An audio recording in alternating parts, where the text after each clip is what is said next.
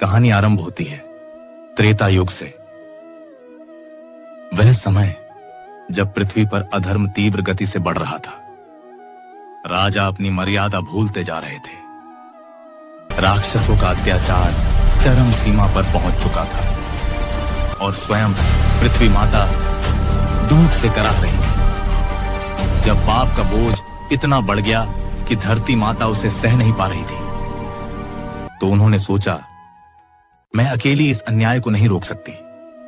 और वे एक दिव्य गाय के रूप में पृथ्वी लोक से स्वर्ग की ओर प्रस्थान कर गई। धरती माता सीधे ब्रह्मा लोक पहुंचती है और रुंधे हुए स्वर में कहती है, प्रभु, अब मेरा भार सहा नहीं जा रहा।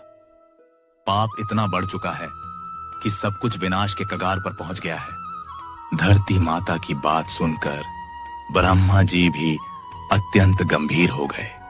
उन्होंने देवगणों को बुलाया। रावण और राक्षस कुल का अत्याचार अपने शिखर पर पहुंच चुका है। देवताओं ने कहा, रावण ने अनेक वरदान प्राप्त कर लिए हैं। उसकी घोर तपस्या के कारण हम पर भी बंधन आ चुके हैं। सभी देवता मिलकर एक महत्वपूर्ण निर्णय लेते हैं। इस संकट का समाधान केवल एक ही देवता के पास है, नारायण।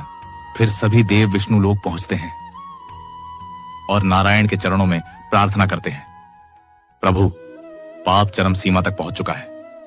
पृथ्वी आपकी राह देख रही है।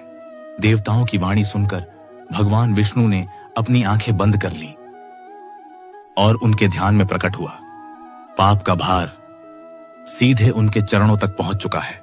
विष्णु समझ गए, युग को फिर से संतुलन में लाना आवश्यक है।